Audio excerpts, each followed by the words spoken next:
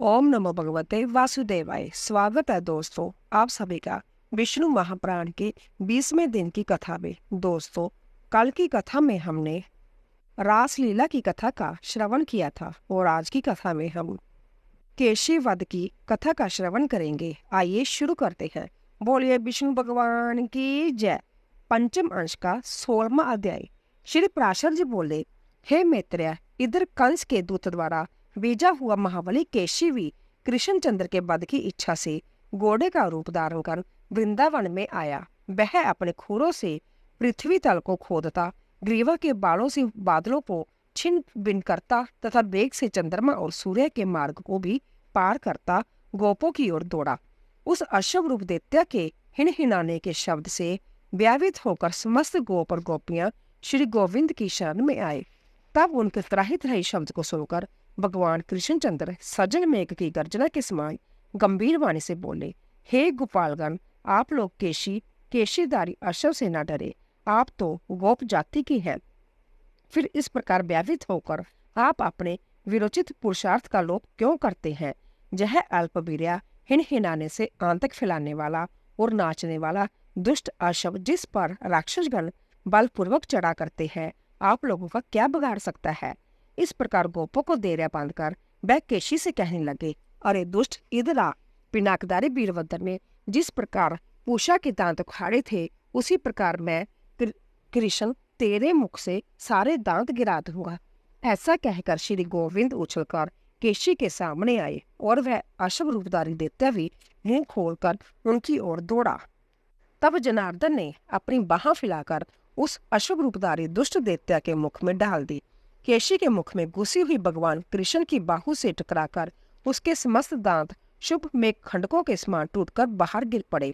हे द्विज, उत्पत्ति के समय ही अपेक्षा की गई व्याधि जिस प्रकार नाश करने के लिए बढ़ने लगती है, उसी प्रकार केशी के देह में प्रविष्ट हुई कृष्णचंद्र की भुजा बढ़ने लगी। अंत में होंठों के फट जाने से वह फैन सहित रुद्र बमन करने लगा और उसकी आंखें स्नायु बंधन के ढीले हो जाने से फूट गई।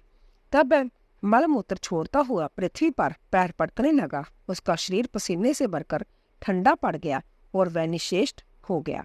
इस प्रकार श्री कृष्णचंद्र की भुजा से जिसका मुख विशाल रुंदर से फैलाया गया था, वह महान असुर मरकर ब्रजपात से गिरे हुए वृक्ष के समान दो खंड होकर पृथ्वी पर गिर पड़ा।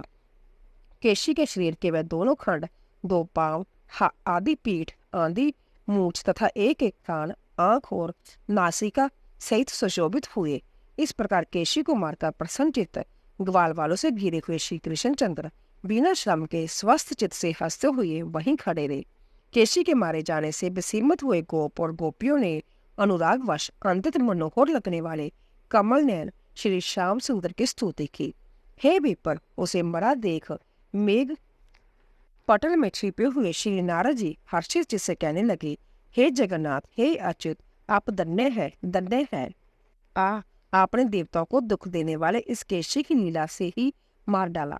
मैं मनुष्य और अश्व के इस पहले और कहीं न होने वाली युद्ध को देखने के लिए ही अत्यंत उत्कंठित होकर स्वर्ग से जहां आया था।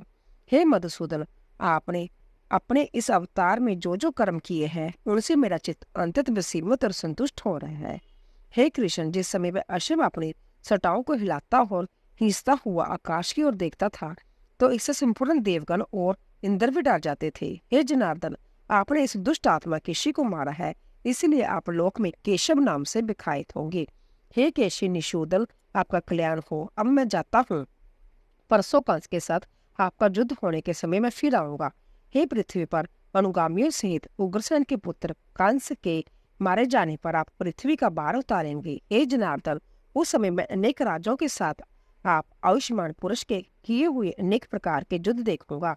हे गोविंद, अब मैं जाना चाहता हूँ। आपने देवताओं का बहुत बड़ा कार्य किया है, आप सभी कुछ जानते हैं। मैं अधिक क्या कहूँ, आपका मंगल हो। मैं जाता हूँ।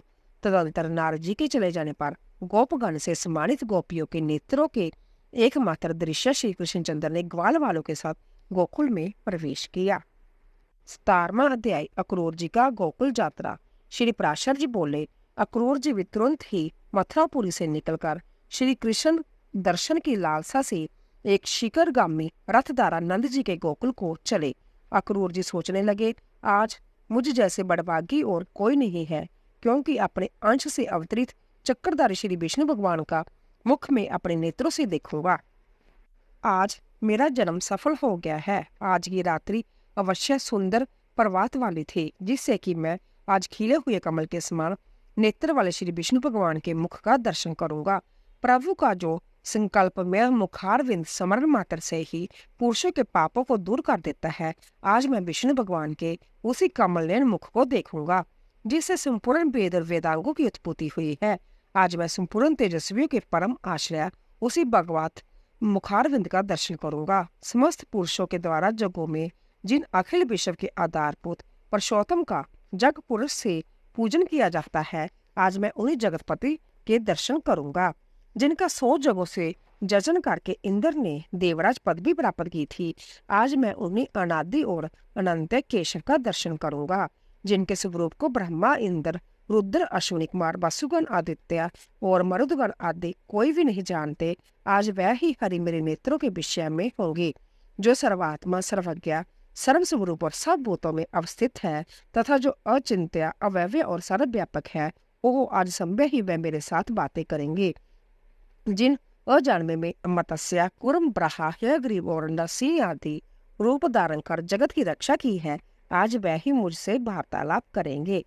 इस समय उन अवयव आत्मा जगत प्रभु ने अपने मन में सोचा हुआ कार्य करने के लिए अपनी ही इच्छा से मनुष्य देह धारण की है। जो शेष जी अपने मस्तक पर रखी हुई पृथ्वी को धारण करते हैं, संसार के हित के लिए अवतरित हुए, वह ही आज मुझसे अक्रूर कहकर बोलेंगे। जिनकी इस पिता, पुत्र, श्रत, भ्राता, माता और बंधु रूपणी माया को पार करने में संसार सर्वथा असमर्थ है, उन मायापति को बारंबार नमस्कार है। जिनमें हृदय को लगा देने से पुरुष इस जोग माया रूप प्रसिद्ध अविद्या को पार कर जाता है, उन विद्या स्वरूप श्री हरि को नमस्कार है।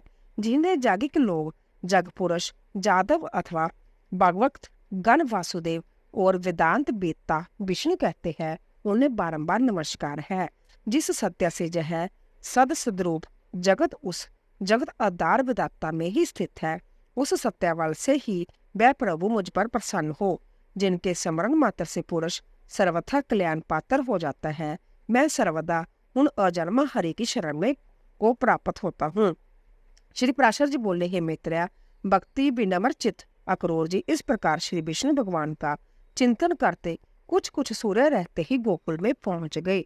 वहां पहुंचने पर उन्होंने खिले हुए नील कमल की सी कांति वाले श्री कृष्ण चंद्र को गौओं को दोहर स्थान में बछड़ों के बीच विराजमान देखा, जिनके नेत्र खिले हुए कमल के समान थे।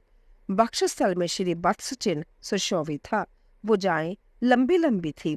वक्षस्थल विशाल और ऊंचा था तथा नासिका उन्नत थी, जो सब विलास हास युक्त मनोहर मुखारबिंद से सुशोभित थे तथा उन्नत और रक्त नख युक्त चरणों से पृथ्वी पर विराजमान थे, जो 2 पीताम्बर धारण किए थे, वन्य पुष्पों से विभूषित थे तथा जिनका श्वेत कमल के आभूषणों से युक्त श्याम शरीर सचंद्र नीलाचल के समान सुशोभित था। हे द्विज, श्री ब्रज चंद्र के पीछे उन्होंने हंस, कुंद और चंद्रमा के समान गौरव वर्ण नीलांबरधारी जदुनंदन श्री बलभद्र जी को देखा। विशाल भुजदंड, उन्नत स्कंद और विकसित मुखारविंद श्री बलभद्र जी मेघालय से गिरे हुए दूसरे कैलाश पर्वत के समान जान पड़ते थे। हे मुनि, उन दोनों बालकों को देखकर महामती अक्रूर जी का मुख कमल प्रफुल्लित हो गया तथा उनके सवाक में पुलकावली छा गई और वह मन ही मन कहने लगे, इन 2 रूपों में जो जब भगवान वासुदेव का अंश स्थित है, वही परम धाम है और वही परम पद है। इन जगत दिदाता को दर्शन पाकर आज मेरे नेत्र जुगल तो सफल हो गए, किंतु क्या अब भागवत कृपा से इनका अंग संग पाकर मेरा शरीर भी कृतकृत्य हो सकेगा? जिनकी उंगली के स्पर्श मात्र से संपूर्ण पापों से मुक्त हुए पुरुष केवल्य मोक्ष प्राप्त कर लेते हैं, क्या वह अनंत मूर्ति श्रीमान हरि मेरी पीठ पर अपना कर कमल रखेंगे, जिन्होंने अग्नि, विद्युत और सूर्य की किरण माला के समान अपने उग्र चक्कर का प्रहार कर दैत्यपति की सेना को नष्ट करते हुए असुर सुंदरियों की आंखों के अंजन दो डाले थे, जिनको एक जल बिंदु प्रदान करने से राजा बलि ने पृथ्वी तल में अति मनोह भोग और एक मणवंतर तक देव तत्व लाभ पूर्वक शत्रु विहीन इंद्रपथ प्राप्त किया था, वह ही विष्णु भगवान मुझ निर्दोष को भी कंस के संसर्ग से दोषी ठहरा कर क्या मेरी अवज्ञा कर देंगे? मेरे ऐसे साधु जन वह कृष्ण को पुरुष के जन्म को धिक्कार है, अथवा संसार में ऐसी कौन सी वस्तु है जो उन ज्ञान स्वरूप शुद्ध सत्वराशि दोषहीन नित्य प्रकाश और समस्त भूतों के हृदय स्थित प्रभु को विदित ना हो। अंतः मैं उन ईश्वरों के ईश्वर आदि मध्य और अंतरित पुरुषोत्तम भगवान विष्णु के अंश अवतार श्री कृष्णचंद्र के पास भक्ति विनम्र चित्त से जाता हूँ। मुझे पूर्ण आशा है कि वह मेरी कभी अवज्ञा न करेंगे। 18वां अध्याय भगवान मथुरा का प्रस्थान, गोपियों की विरह कथा और अक्रूर जी का मोह। श्री पराशर जी बोले, हे मैत्रेय, जदुवंशी अक्रूर जी ने इस प्रकार चिंतन करते श्री गोविंद जी के पास पहुंचकर उनके चरणों में सिर झुकाते हुए मैं अक्रूर हूँ ऐसा कहकर प्रणाम किया। भगवान ने भी अपने दवज्जा ब्रज पंदागित कर कमलों से उन्हें स्पर्श कर और प्रीतिपूर्वक अपनी ओर खींचकर आलिंगन किया। तदंतर अक्रूर जी के जथा जोग्या प्राण मार्दी कर चुकने पर श्री बलराम जी कृष्णचंद्र अति आनंदित हो उन्हें साथ लेकर अपने घर आ गए। फिर उनके द्वारा सत्कृत होकर जथा जोग्या भोजन आदि कर चुकने पर अक्रूर जी ने उनसे वह संपूर्ण वृतांत कहना आरंभ किया, जैसे कि दुरात्मा दानव कंस ने आनंद दुंदुम्बी वासुदेव और देवी देवकी को डांटा था, तथा जिस प्रकार वह दुरात्मा अपने पिता उग्रसेन से दुर्व्यवहार कर रहा था और जिसलिए उसने उन्हें अक्रूर जी को वृंदावन भेजा था। भगवान देवकी नंदन ने जय संपूर्ण वृतांत विस्तार पूर्वक सुनकर कहा, हे दानपते, जैसा बातें मुझे मालूम हो गई है, हे महाभाग, इस विषय में मुझे जो उपयुक्त जान पड़ेगा वही करूंगा। अब तुम कंस को मेरे द्वारा मरा हुआ समझो, इसमें किसी और तरह का विचार न करो। भैया बलराम और मैं दोनों ही कल तुम्हारे साथ मथुरा चलेंगे। हमारे साथ ही दूसरे बड़े बूढ़े गोप भी बहुत सा उपहार लेकर जाएंगे। हे वीर, आप यह रात्रि सुख पूर्वक बिताइए, किसी प्रकार की चिंता न कीजिए। 3 रात्रि के भीतर मैं कंस को उसके अनुचरों सहित अवश्य मार डालूंगा। श्री पराशर जी बोले, तदंतर अक्रूर जी, श्री कृष्णचंद्र और बलराम जी संपूर्ण गोपों को कंस की आज्ञा सुन नंद गोप के घर सो गए। दूसरे दिन निर्मल प्रभात काल होते ही महातेजस्वी राम और कृष्ण को अक्रूर जी के साथ मथुरा चलने की तैयारी करते देख जिनकी भुजाओं के कंकन ढीले हो गए थे, वह गोपियां नेत्रों में आंसू भरकर तथा दुखार्थ होकर दीर्घ निश्वास छोड़ती हुई कहने लगी, अब मथुरापुरी जाकर श्री कृष्णचंद्र फिर गोकुल में क्यों आने लगे, क्योंकि वहां तो जय अपने कानों से नगर नारियों के मधुर आलम रूप मधु का ही पान करेंगे। नगर की वनिताओं के विलासयुक्त बचनों के रसपान में आसक्त होकर फिर इनका चित्त गंवारी गोपियों की ओर क्यों जाने लगा। आज निर्दयी दुरात्मा विधाता ने समस्त ब्रज के सारभूत सर्वस्वरूप श्री हरि को हर कर हम गोपियों पर घोर आघात किया है। नगर की नारियों में भावपूर्ण मुस्कानमयी बोली, विलास, ललित गति और कटाक्षपूर्ण चितवन स्वभाव से ही अधिकता होती है। उनके विलास बंधनों से बंध कर जय है ग्राम में हरि फिर किस युक्ति से तुम्हारे पास आवेंगे। देखो देखो, क्रूर एवं निर्दयी अक्रूर के बहकावे में आकर जय कृष्णचंद्र रथ पर चढ़े हुए मथुरा जा रहे हैं। जय निशंस अक्रूर क्या अनुरागियों के हृदय का भाव तनिक भी नहीं जानते, जो जय इस प्रकार हमारे नयन वर्धन नंदन नंद को अनंतर ही लिए जाते हैं। देखो, जय अंतत निष्ठुर गोविंद राम के साथ रथ पर चढ़कर जा रहे हैं। अरे, इन्हें रोकने में शीघ्रता करो। इस पर गुरु के सामने ऐसा करने में असमर्थता प्रकट करने वाली किसी गोपी को लक्ष्य करके उसने फिर कहा, अरे तू क्या कर रही है कि अपने गुरुजनों के सामने हम ऐसा नहीं कर सकती। भला अब ब्रह अग्नि से भस्मीभूत हुई हम लोगों का गुरुजन क्या करेगा। देखो, यह नंदगोप आदि गोपगण भी उन्हीं के साथ जाने की तैयारी कर रहे हैं। इनमें से भी कोई गोविंद को लौटाने का प्रयत्न नहीं करता। आज की रात्रि मथुरा वासिनी स्त्रियों के लिए सुंदर प्रभात वाली होगी, क्योंकि आज उनके नयन भृंग श्री अच्युत के मुखारविंद का मकरंद पान करेंगे। जो लोग इधर से बिना रोक टोक श्री कृष्णचंद्र का अनुगमन कर रहे हैं बेहद धन्य है, क्योंकि वह उनका दर्शन करते हुए अपने रोमांच युक्त शरीर का वहन करेंगे।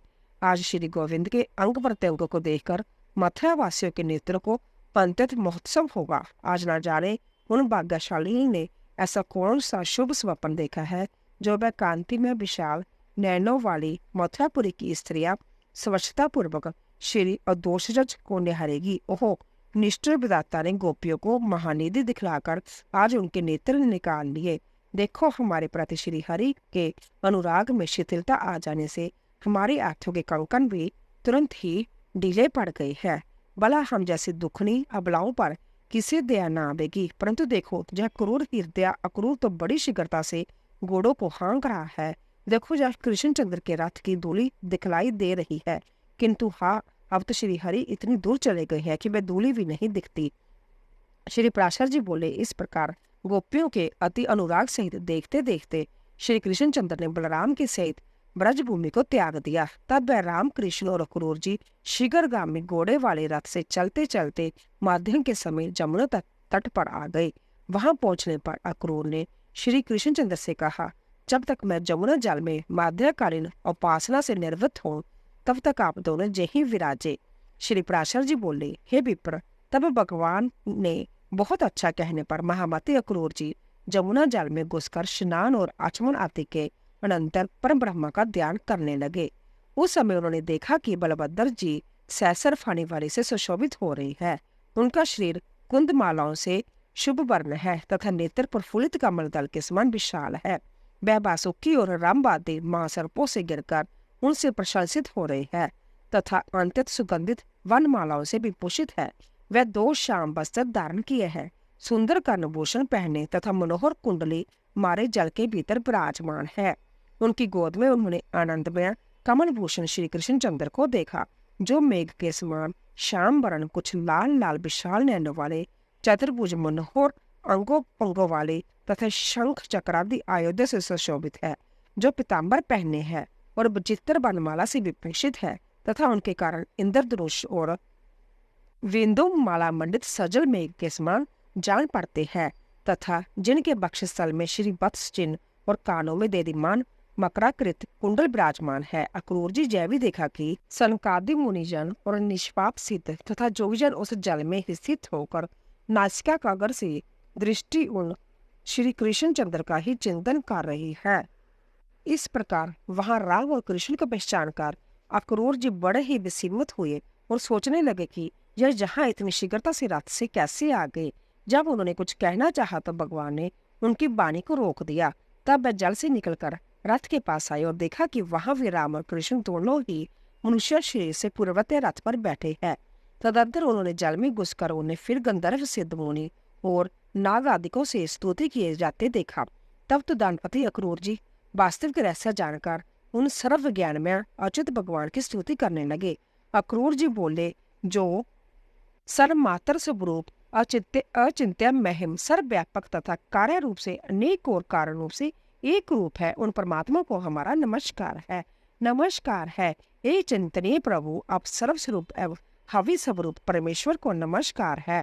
आप बुद्धि से अतीत और प्रकृति से परे हैं, आपको बारंबार नमस्कार है। आप भूत स्वरूप, इंद्रिय स्वरूप और प्रदान स्वरूप है तथा आप ही जीवात्मा और परमात्मा है। इस प्रकार आप अकेले ही 5 प्रकार से स्थित है। हे सर्व्या, हे सर्व आत्मा, हे सर्वमय ईश्वर, आप प्रसन्न हुए। एक आप ही ब्रह्मा, विष्णु, शिव आदि कल्पनाओं से वर्णन किए जाते हैं। हे परमेश्वर, आपको स्वरूप, प्रयोजन और नाम आदि सभी अनिवर्चनीय है। मैं आपको नमस्कार करता हूँ।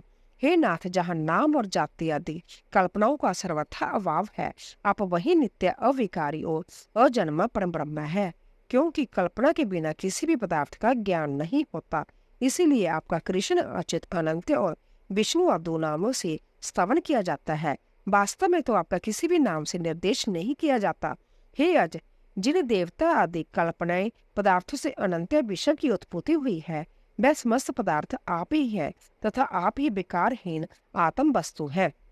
अंत आप ही विश्व रूप है। हे प्रभु, इन संपूर्ण पदार्थों में आपसे बिन और कुछ भी नहीं है। आप ही ब्रह्मा, महादेव, आर्म्य विदाता, दाता, इंद्र, वायु, अग्नि, वरुण, कबीर और यम है। इस प्रकार एक आप ही भिन्न भिन्न कार्य वाले अपनी शक्तियों के भेद से इस संपूर्ण जगत की रक्षा कर रही हैं।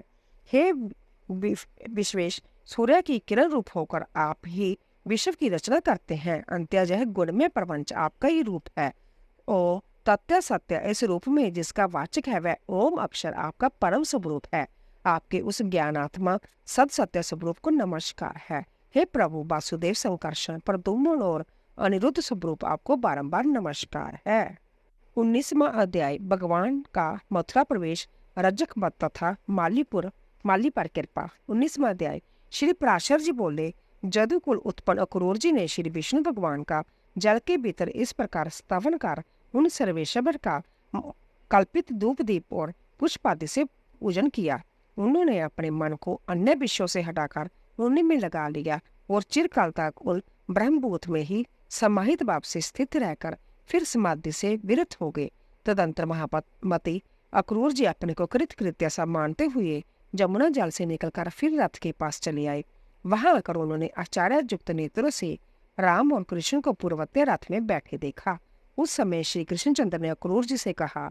श्री कृष्ण जी बोले, अक्रूर जी, आपने अवश्य ही जमुना जल में कोई आश्चर्यजनक बात देखी है, क्योंकि आपके नेत्र आश्चर्यचकित दिख पड़ते हैं। अक्रूर जी बोले, हे अच्युत, मैंने जमुना जल में जो आश्चर्य देखा है उसे मैं इस समय भी अपने सामने मूर्तिमान देख रहा हूँ। हे कृष्ण, जब महान आश्चर्य में जगत जिस महात्मा का स्वरूप है उन्हीं परम आश्चर्य स्वरूप आपके साथ मेरा समागम हुआ है। हे मधुसूदन, अब इस आचार्य के विषय में और अधिक कहने से क्या लाभ है। चलो, हमें शीघ्र ही मथुरा पहुंचना है। मुझे कंस से बहुत बेया लगता है। दूसरे के दिए हुए अन्न से जीने वाले पुरुष के जीवन को धिक्कार है। ऐसा कहकर अक्रूर जी ने बाजू के समान बेग वाले घोड़ों को हाँका और सायंकाल के समय मथुरापुरी में पहुंच गए। मथुरापुरी को देखकर अक्रूर ने राम और कृष्ण से कहा, हे वीरों, अब मैं अकेला ही रथ से जाऊंगा। आप दोनों पैदल चले आवे। मथुरा में पहुंचकर आप वासुदेव जी के घर न जाए, क्योंकि आपके कारण ही उन वृद्ध वासुदेव जी का कंस सर्वदा निरादर करता रहता है। श्री पराशर जी बोले, ऐसा कह क्रूर जी ने मथुरापुरी में चले गए। उनके पीछे राम और कृष्ण भी नगर में प्रवेश कर राजमार्ग पर आए। वहां के नर नारियों से आनंद पूर्वक देखे जाते हुए वे दोनों वीर मतवाले तरुण हाथों के समान लीला पूर्वक जा रहे थे। मार्ग में उन्होंने एक बस्तर रंगने वाली रजक को घूमते देख उससे रंग बिरंगे सुंदर बस्तर मांगे। वह रजक कंस का था और राजा के मुंह लगा होने से बड़ा घमंडी हो गया था। अंत्य राम और कृष्ण के बस्तर मांगने पर उसने बसीमत होकर उनसे बड़े जोरों के साथ अनेक दुर्व्यवहार किया। तब श्री कृष्णचंद्र ने क्रुद्ध होकर अपने करतल के प्रहार से उस दुष्ट रजक का सिर पृथ्वी पर गिरा दिया। इस प्रकार उसे मारकर राम और कृष्ण ने उसके बस्तर छीन लिए तथा नील और पीत वस्त्र धारण कर वह प्रसन्नचित से माली के घर गए। हे मैत्रेय, उन्हें देखते ही उस माली के नेत्र आनंद से खिल गए और वह आश्चर्यचकित होकर सोचने लगा कि यह किसके पुत्र है और कहाँ से आए है। पीले और नीले वस्त्र धारण किए उन अति मनोहर बालकों को देखकर उसने समझा मानो दो देवगण ही पृथ्वी तल पर पधारे हैं। जब उन विकसित मुख कमल बालकों ने उससे पुष्प मांगे तो उसने अपने दोनों हाथ पृथ्वी पर टेक कर सिर से भूमि को स्पर्श किया। फिर उस माली ने कहा, हे नाथ, आप लोग बड़े ही कृपालु हैं जो मेरे घर पधारे। मैं धन्य हूँ क्योंकि आज मैं आपका पूजन कर सकूंगा। तदंतर उसने देखी जब बहुत सुंदर है। इस प्रकार प्रसन्न मुख से लुवा लुवा कर उन्हें इच्छा अनुसार पुष्प दिए। उसने उन दोनों पुरुष श्रेष्ठों को पुण्य पुण्य प्रणाम कर अति निर्मल और सुगंधित मनोहर पुष्प दिए। तब कृष्णचंद्र ने भी प्रसन्न होकर उस माली को यह वर दिया कि हे भद्रया, मेरे आश्रित रहने वाली लक्ष्मी तुझे कभी न छोड़ेगी। हे सौम्या, तेरे वल और धन का हास कभी न होगा और जब तक सूर्य की सतह रहेगी तब तक तेरी संतान का उच्छेद न होगा। तू भी जग जीवन नाना प्रकार के भोग भोगता हुआ अंत में मेरी कृपा से मेरा स्मरण करने के कारण दिव्य लोकों को प्राप्त होगा। हे भद्रया, तेरा मन सर्वदा धर्मपरायण रहेगा तथा तेरे वंश में जन्म लेने वाले की आयु दीर्घ होगी। हे महाभाग, जब तक सूर्य रहेगा तब तक तेरे वंश में उत्पन्न हुआ कोई भी व्यक्ति आकस्मिक रोग आदि दोषों को प्राप्त ना होगा। श्री पराशर जी बोले, हे मुनि श्रेष्ठ, ऐसा कहकर श्री कृष्णचंद्र बलभद्र जी के सहित मालाकार पूजित हो उसके घर से चल दिए। 20वां अध्याय। कुब्जा पर कृपा, कुबलिया पीड़ और अणुर आदि मलों का नाश तथा कंसवाद। श्री पराशर जी बोले, तदंतर श्री कृष्णचंद्र ने राजमार्ग में एक नवजौवना खूबजा स्त्री को अनुलेपन का पात्र लिए आती देखा। तब श्री कृष्ण ने उससे विलासपूर्वक कहा, एक कमल लोचने, तुम सच सच बता जाए, अनुलेपन किसके लिए ले जा रही हो? भगवान कृष्ण के कामुक पुरुष की भांति इस प्रकार पूछने पर अनुरागनी खूबजा ने उनके दर्शन से अर्थात आकर्षित हो अति ललित भाव से इस प्रकार कहा, हे कांत, क्या आप मुझे नहीं जानते? मैं अनेक बकरा का नाम से विख्यात हूँ। राजा कंस ने मुझे अनुलेपन कार्य में नियुक्त किया है। राजा कंस को मेरे अतिरिक्त और किसी का भी पिसा हुआ उवटन पसंद नहीं। अंत मैं उनकी अंतर कृपा पात्री हूँ। श्री कृष्ण जी बोले, हे सुमुखी, जय सुंदर सुगंधमय अनुलेपन तो राजा के ही योग्य है। हमारे शरीर के योग्य भी कोई अनुलेपन हो तो दो। श्री पराशर जी बोले, जय सुनकर कुब्जा ने कहा, लीजिए, और फिर उन दोनों को आदर पूर्वक उनके शरीर योग्य चंदन आदि दिए। उस समय वह दोनों पुरुष श्रेष्ठ को पोल आदि अंगों में पत्थर रचना विधि से यथावत उन्लेपित होकर इंद्रधनुष युक्त श्याम और श्वेत में के समान सुशोभित हुए। फिर उलापन सीधे करने की विधि के जानने वाले भगवान कृष्णचंद्र ने उसकी ठोड़ी में अपनी आगे की 2 उंगलियां लगा उसे ऊंचा कर हिलाया तथा उसके पैर अपने पैरों से दबा दिए। इस प्रकार श्री केशव ने उसे सीधे शरीर वाली कर दी। तब सीधी हो जाने पर वह संपूर्ण स्त्रियों में सुंदरी हो गई। तब वह श्री गोविंद का पल्ला पकड़कर अंतगर्भित प्रेम बार से अलसाई हुई विलास ललित बाणी में बोली, आप मेरे घर चलिए। उसके ऐसा कहने पर श्री कृष्णचंद्र ने उस कुब्जा से जो पहले अनेक अंगों से टेढ़ी थी परंतु अब सुंदरी हो गई थी, बलराम जी के मुख की ओर देखकर हंसते हुए कहा, हाँ, तुम्हारे घर भी आऊंगा। ऐसा कहकर श्री हरि उसे मुस्कुराते हुए विदा किया और बलभद्र जी के मुख की ओर देखते हुए जोर जोर से हंसने लगे। फिर पत्र रचनादि विधि से अनुलिपित तथा चित्र विचित्र मालाओं से सुशोभित राम और कृष्ण नीलांबर और पीतांबर धारण किए हुए जगशाला तक आए। वहां पहुंचकर उन्होंने जग राक्षसों से उस जग के उद्देश्य से रूप धनुष के विषय में पूछा और उनके बतलाने पर श्री कृष्णचंद्र ने उसे सहसा उठाकर डोरी चढ़ा दी। उस पर बलपूर्वक प्रत्यंचा चढ़ाते समय वह धनुष टूट गया। उस समय उसने ऐसा घोर शब्द किया कि उससे संपूर्ण मथुरापुरी गूंज उठी। तब धनुष टूट जाने पर उसके रक्षकों ने उन पर आक्रमण किया। उस रक्षक सेना का सहर कर वह दोनों बालक धनुषशाला से बाहर आए। तदंतर अक्रूर के आने का समाचार पाकर तथा उस महान धनुष को भग्न हुआ सुनकर कंस ने चाणूर और मिष्टी का कहा। कंस बोला, जब दोनों गोप बालक आ गए हैं, वह मेरा प्राण हरण करने वाले हैं। अंततः तुम दोनों मल्लयुद्ध उन्हें मेरे लिए सामने मार डालो। यदि तुम लोग मल्लयुद्ध में उन दोनों का विनाश करके मुझे संतुष्ट कर दोगे तो मैं तुम्हारी समस्त इच्छाएं पूर्ण कर दूंगा। मेरे इस कथन को तुम मिथ्या न समझना। तुम न्याय से अथवा अन्याय से मेरे इन महाबलवान अपकारियों को अवश्य मार डालो। उनके मारे जाने पर जय सारा राज्य तुम दोनों का हमारे साथ सामान्य होगा। मल्लों का इस प्रकार आज्ञा दे कंस ने अपने महावत को बुलाया और उसे आज्ञा दी कि तू कुवलिया पीड़ हाथी को मल्लों की रंगभूमि में द्वार पर खड़ा रख और जब वह गोप कुमार युद्ध के लिए जहां आवे तो उन्हें इससे नष्ट करा दे। इस प्रकार उसे आज्ञा देकर और समस्त सिंहासनों को यथावत रखे देकर जिसकी मृत्यु पास आ गई है वह कंस सूर्योदय की प्रतीक्षा करने लगा। प्रांतःकाल होने पर समस्त मंचों पर नागरिक लोग और राजमंचों पर अपने अनुचरों के सहित राजा लोग बैठ गए। तदंतर रंगभूमि के मध्य भाग के समीप कंस ने युद्ध परीक्षक को बैठाया और फिर संभ्या भी आप एक उचित सिंहासन पर बैठा। वहां अंतःपुरे की स्त्री के लिए अलग मचान बनाए गए थे तथा मुख्य वर्गनाओं और नगर की महिलाओं के लिए भी अलग अलग मंच थे। कुछ अन्य मंचों पर नंद गोप और गोपगण बिठाए गए थे और उन मंचों के पास ही अक्रूर जी और वासुदेव जी भी बैठे थे। नगर की नारियों के बीच में चलो अंतकाल में ही पुत्र का मुख तो देख लूंगी, ऐसा विचार कर पुत्र के लिए मंगल कामना करती हुई देवकी जी भी बैठी थी। फिर जिस समय तुरैया आदि के बजने तथा चाणूर के अंतत उछलने और मुष्टि के ताल ठोकने पर दर्शकगण हाहाकार कर रहे थे, गोप वेशधारी वीर बालक बलभद्र और कृष्ण कुछ हंसते हुए रंगभूमि में द्वार पर आए। वहां आते ही महावत की प्रेरणा से कुवलिया पीड़ नामक हाथी उन दोनों गोप कुमारों को मारने के लिए बड़े बेग से दौड़ा। हे द्विज श्रेष्ठ, उस समय रंगभूमि में महान हाहाकार मच गया तथा बलदेव जी ने अपने अनुज कृष्ण की ओर देखकर कहा, हे महाबाग, इस हाथी को शत्रु ने ही प्रेरित किया है, अंततः इसे मार डालना चाहिए। हे द्विज ज्येष्ठ भ्राता बलराम जी के ऐसा कहने पर शत्रुसूदन श्री श्याम सुंदर ने बड़े जोर से सीनाद किया। फिर केशी निशूदन भगवान श्री कृष्ण ने बल में ऐरावत के समान उस महाबली हाथी की सूंड अपने हाथ से पकड़कर उसे घुमाया। भगवान कृष्ण जबकि संपूर्ण जगत के स्वामी हैं, तथा भी उन्होंने बहुत ही देर तक उस हाथी के दांत और चरणों के बीच में खेलते खेलते अपने दाएं हाथ से उसका बायां दांत उखाड़कर उससे महावत पर प्रहार किया।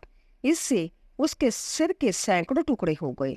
उसी समय बलभद्र जी ने भी क्रोधपूर्वक उसका दायां दांत उखाड़कर उससे आसपास खड़े हुए महावतों को मार डाला। फिर महाबली रोहिणी नंदन ने रोषपूर्वक अति वेग से उछलकर उस हाथी के मस्तक पर अपनी बाईं लात मारी। इस प्रकार वह हाथी बलभद्र जी द्वारा लीलापूर्वक मारा जाकर इंद्र वज्र से आहत पर्वत के समान गिर पड़ा। तब मोहब्बत से प्रेरित कुवलयापीठ को मारकर उसके मध्य और रक्त से लथपथ राम और कृष्ण उसके दांतों को लिए हुए गर्भयुक्त लीलामय चितवन से निहारते उस महान रंगभूमि में इस प्रकार आए जैसे मृग समूह के बीच में सिंह चला जाता है। उस समय महान रंगभूमि में बड़ा कोलाहल होने लगा और सब लोगों में जब कृष्ण है जब बलभद्र है ऐसा विस्मय छा गया। वह कहने लगे, जिसने बालगातनी गौर राक्षसी पुत्रिया को मारा था, संकट को उल्टा दिया था और जमला अर्जुन को उखाड़ डाला था, वह यही है। जिस बालक ने कालिया नाग के ऊपर चढ़कर उसका मान मर्दन किया था और 7 रात्रि तक महापर्वत गोवर्धन को अपने हाथ पर धारण किया था, वह यही है। जिस महात्मा ने अरिष्टासुर, दैनुकासुर और केशी आदि दुष्टों को लीला से ही मार डाला था, देखो वह औचित यही है। जय इनके आगे इनके बड़े भाई महाबाहु बलभद्र जी है, जो बड़े लीलापूर्वक चल रहे हैं। जय स्त्री के मन और नैनों को बड़ा ही आनंद देने वाले हैं। पुराण वीरता विद्वान लोग कहते हैं कि जय गोपाल जी डूबे हुए यदुवंश का उद्धार करेंगे। जय सर्वलोक में और सर्व कारण भगवान विष्णु के ही अंश है। इन्होंने पृथ्वी का भार उतारने के लिए ही भूमि पर अवतार लिया है। राम और कृष्ण के विषय में प्रवासियों के इस प्रकार कहते समय देवकी के सतनों से स्नेह के कारण दूध बहने लगा और उनके हृदय में बड़ा अनुताप हुआ। पुत्रों का मुख देखने से अंतित उल्लास सा प्राप्त होने के कारण वासुदेव जी मानो आई हुई जरा को छोड़कर फिर से नवयुवक से हो गए। राजा के अंतपुर की स्त्रियां तथा नगर निवासी महिलाएं भी उन्हें एकटक देखते देखते उपराम ना हुई। वह लगातार देखती रही। अरे सखियों, अरुण नयन से युक्त श्री कृष्णचंद्र का अति सुंदर मुख तो देखो, जो कुवलयापीठ के साथ युद्ध करने के परिश्रम से सफेद बिंदु पूर्ण होकर हिमकण सिंचित शरतकालीन प्रफुल्लित कमल को लज्जित कर रहा है। अरे इसका दर्शन करके अपने नेत्रों का होना सफल कर लो। एक स्त्री बोली, हे बामणी, इस बालक का जय लक्ष्मी आदि का आश्रयभूत श्री वत्स युक्त वक्षस्थल तथा शत्रुओं को पराजित करने वाली इसकी दोनों भुजाएं तो देखो। दूसरी बोली, अरे क्या तुम नीलांबर धारण किए इन दुग्ध चंद्र अथवा कमल नाल के समान शुभ वर्ण बलदेव जी को आते हुए नहीं देखती हो? तीसरी बोली, अरे सखियों, चक्कर देकर घूमने वाले चाणूर और मुष्टि के साथ क्रीड़ा करते हुए बलभद्र तथा कृष्ण का हंसना देख लो। चौथी बोली, हाय सखियों, देखो तो चाणूर से लड़ने के लिए हरि आगे बढ़ रहे हैं। क्या इन्हें छुड़ाने वाले कोई भी बड़े बूढ़े जहां नहीं है? कहाँ तो यौवन में प्रवेश करने वाले सुकुमार शरीर श्याम और कहाँ वज्र के समान कठोर शरीर वाला जय महान असुर। यह दोनों नवयुवक तो बड़े ही सुकुमार शरीर वाले हैं, किंतु इनके प्रतिपक्षी जह चाणूर और दैत्य मल अंतत दारुण है। मल युद्ध के प्रेक्षणगण को यह बहुत बड़ा अन्याय है, जो वह मध्यस्थ होकर भी इन बालक और बलवान मल्लों के बीच युद्ध करा रहे हैं। श्री पराशर जी बोले, नगर की स्त्रियों के इस प्रकार वार्तालाप करते समय भगवान कृष्णचंद्र अपनी कमर कसकर उन समस्त दर्शकों के बीच में पृथ्वी को कांपैन करते हुए रंगभूमि में कूद पड़े। श्री बलभद्र जी भी अपनी भुजदंडों को ठोकते हुए अति मनोहर भाव से उछलने लगे। उस समय उनके पद पद पर पृथ्वी नहीं फटी, यही बड़ा आश्चर्य है। फिर अमित विक्रम कृष्णचंद्र चाणूर के साथ और द्वंद्व युद्ध कुशल राक्षस मुष्टिक बलभद्र के साथ युद्ध करने लगे। कृष्णचंद्र चाणूर के साथ बिड़कर नीचे गिराकर उछालकर गुस्से और वज्र के समान कोहनी मारकर पैरों से ठोकर मारकर तथा एक दूसरे के अंगों को रगड़कर लड़ने लगे। उस समय उनमें महान युद्ध होने लगा। इस प्रकार उस समाज उत्सव के समीप केवल बल और प्राण शक्ति से ही संपन्न होने वाला उनका अति भयंकर और दारुण शास्त्रहीन युद्ध हुआ। चाणूर जैसे जैसे भगवान से भिड़ता गया वैसे ही वैसे उसकी प्राण शक्ति थोड़ी थोड़ी करके अंततः क्षीण होती गई। जगमने भगवान कृष्ण भी श्रम और कोप के कारण अपने पुष्पमय शिर आभूषणों में लगे हुए केसर को हिलाने वाले उस चाणूर से लीलापूर्वक लड़ने लगे। उस समय चाणूर के बल का क्षय और कृष्णचंद्र के बल का उदय देख कंस ने खींचकर तुरय आदि बाजे बंद करा दिए। रंगभूमि में मृदक और तुरय आदि के बंद हो जाने पर आकाश में अनेक दिव्य तुरय एक साथ बजने लगे और देवगण अंततः हर्षित होकर अलक्षित भाव से कहने लगे, हे गोविंद आपकी जय हो। हे केशव आप शीघ्र इस चाणूर दानव को मार डालिए। भगवान मधुसूदन बहुत देर तक चाणूर के साथ खेल करते रहे, फिर उसका वध करने के लिए उद्यत होकर उसे उठाकर घुमाया। शत्रु विजय श्री कृष्णचंद्र ने उस दैत्यमल को सैकड़ों बार घुमाकर आकाश में ही निर्जीव हो जाने पर पृथ्वी पर पटक दिया।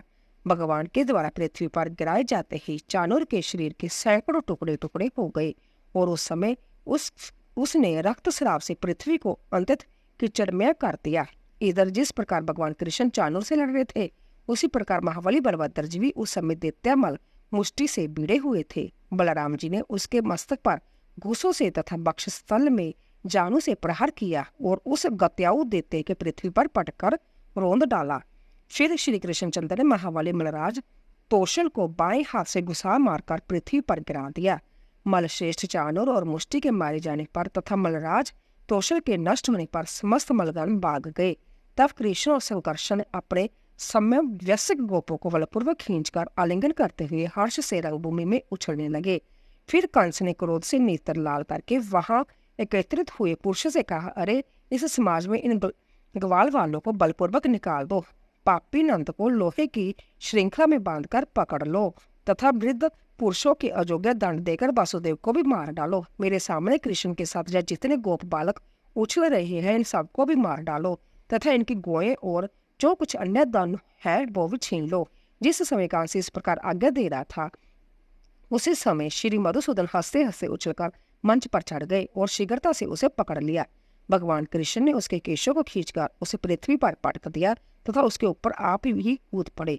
इस समय उसका मुकुट सिर से खिसक कर अलग जा पड़ा। संपूर्ण जगत के आधार भगवान कृष्ण के ऊपर गिरते ही उग्रसेन राजा कंस ने अपने प्राण छोड़ दिए। तब महाबली कृष्णचंद्र ने मृतक कंस के केश पकड़कर उसके देह को रंगभूमि में घसीटा। कंस का देह बहुत भारी था, इसीलिए उसे घसीटने में जल के महान वेग से हुए दरार समान पृथ्वी पर परिज्ञा बन गई। श्री कृष्णचंद्र द्वारा कंस के पकड़ लिए जाने पर उसके भाई सोमाली ने क्रोधपूर्वक आक्रमण किया। उसे बलराम जी ने लीला से ही मार डाला। इस प्रकार मथुरापति कंस को कृष्णचंद्र द्वारा अवाज्ञापूर्वक मरा हुआ देखकर रंगभूमि में उपस्थित संपूर्ण जनता हाहाकार करने लगी। उसी समय महाबाहु कृष्णचंद्र बलदेव जी सहित वासुदेव और देवकी के चरण पकड़ लिए। तब वासुदेव और देवकी को पूर्व जन्म में कहे हुए भगवान वाक्यों का स्मरण हो आया और उन्होंने श्री जनार्दन को पृथ्वी पर से उठा लिया तथा उनके सामने परनतः बाप से खड़े हो गए। श्री वासुदेव जी बोले, हे प्रभु अब आप हम पर प्रसन्न हुए। हे केशव आपने आर्त देवगणों को जो वर दिया था वह हम दोनों पर अनुग्रह करके पूर्ण कर दिया। भगवान आपने जो मेरी आराधना से दुष्टजनों के नाश के लिए मेरे घर में जन्म लिया है, उससे हमारे कुल को पवित्र कर दिया है। आप सर्वभूत में हैं और समस्त भूत के भीतर स्थित है। हे जनार्दन भूत और भविष्य आप ही से प्रवृत्त होते हैं। हे अचिंत्य, हे सर्वदेवमय, हे अचित, समस्त जोगों से आप ही का जजन किया जाता है तथा हे परमेश्वर आप ही जग करने वालों के जष्टा और जग स्वरूप है। हे जनार्दन आप तो संपूर्ण जगत के उत्पत्ति स्थान है। आपके प्रति पुत्र वात्सल्य के कारण जो मेरा और देवकी का चित्त भ्रांति युक्त हो रहा था, जब बड़ी ही हंसी की बात है। आप जदि और अंत से रहित है तथा समस्त प्राणियों के उत्पत्ति करता है। ऐसा कौन मनुष्य है जिसकी जीवा आपको पुत्र कहकर संबोधन करेगी। हे जगन्नाथ, जिन आपसे जैसे संपूर्ण जगत उत्पन्न हुआ है, वही आप बिना माया शक्ति और किस प्रकार हमसे उत्पन्न हो सकते हैं, जिसमें संपूर्ण स्थावर जंगम जगत स्थित है। वह प्रभु कोख और गोद में शयन करने वाला मनुष्य कैसे हो सकता है। हे परमेश्वर, वही आप हम पर प्रसन्न होइए और अपने अंश अवतार से विश्व की रक्षा कीजिए। आप मेरे पुत्र नहीं है। हे ईश्वर, ब्रह्मा से लेकर वृक्ष आदि जब संपूर्ण जगत आप ही से उत्पन्न हुए है। फिर हे पुरुषोत्तम, आप हमें क्यों मोहित कर रहे हो। हे नरव्यय, आप मेरे पुत्र हो। इस माया से मोहित होकर मैंने कंस से अंततः व्यय माना था और उस शत्रु के व्यय से मैं आपको गोकुल ले गया था। हे ईश्वर, आप वहीं रहकर इतने बड़े हुए हैं, इसलिए अब आप में मेरी ममता नहीं रही है।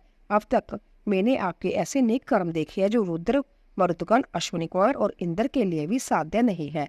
अब मेरा मोह दूर हो गया है। हे ईश्वर, मैंने निश्चय पूर्वक जान लिया कि आप साक्षात श्री विष्णु भगवान ही जगत के उपकार के लिए प्रकट हुए हैं।